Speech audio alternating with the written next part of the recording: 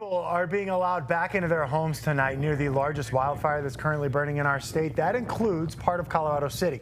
Still, there is more concerns about growth on the northern and western edges of the Aspen Acres fire, which is now more than 91,000 acres. Yeah, we just learned more than 200 homes have been lost in Pueblo and Custer counties.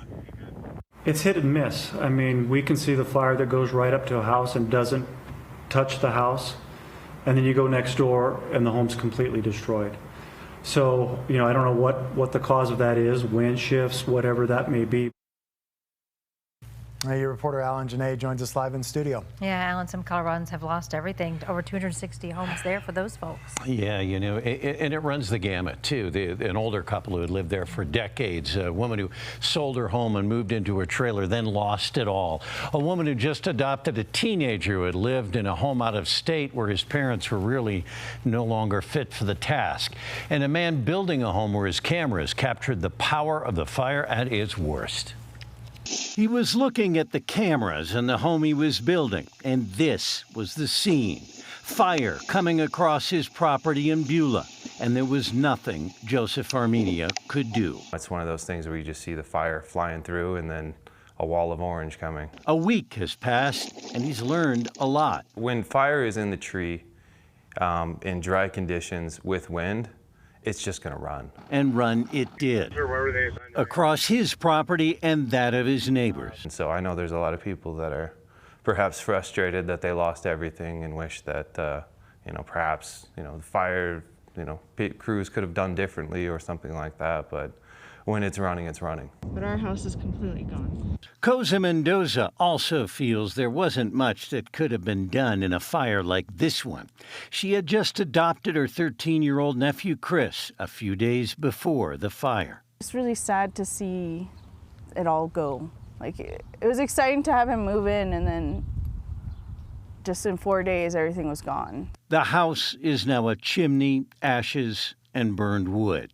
It was to be a new home to a nephew who had come from a home where things weren't so good. They painted his room, made it his own. It hurt because I want to give Chris the best, especially coming from where he came from and all the stuff that he already went through in his life. So it's just kind of disappointing as someone that's adopted them, just to not be able to give that immediately.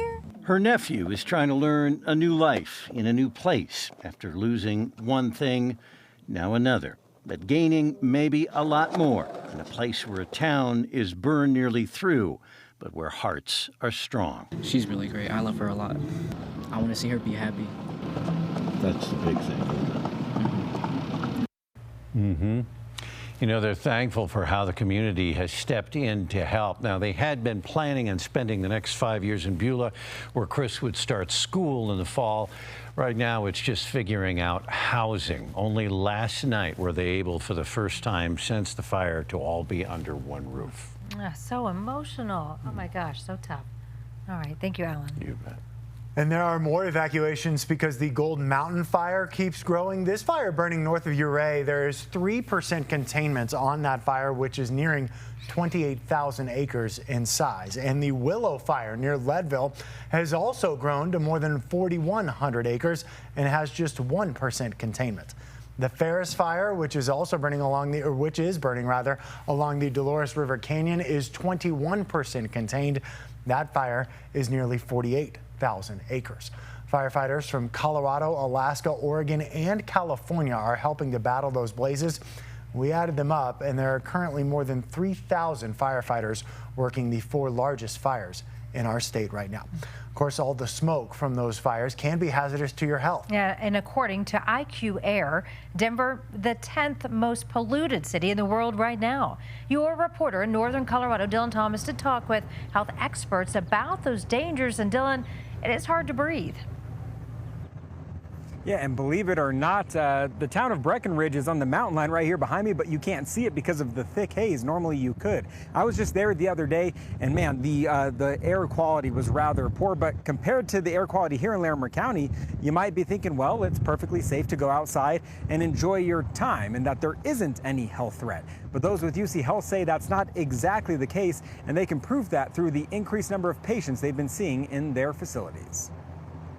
We've definitely seen more people with reactive airway disease come into our urgent cares who are experiencing increased shortness of breath and difficulty breathing, sometimes chest pain or pressure. And medical professionals with UC Health in northern Colorado say that is a direct cause of the fires burning to our west and southwest. For the most part, the people who are at risk are people with like COPD, reactive airway disease, asthmatics, people who are at just increased risk of experiencing increased shortness of breath anyways. Physician assistant Katie Simon tells us symptoms could be as minor as a scratchy throat or itchy eyes.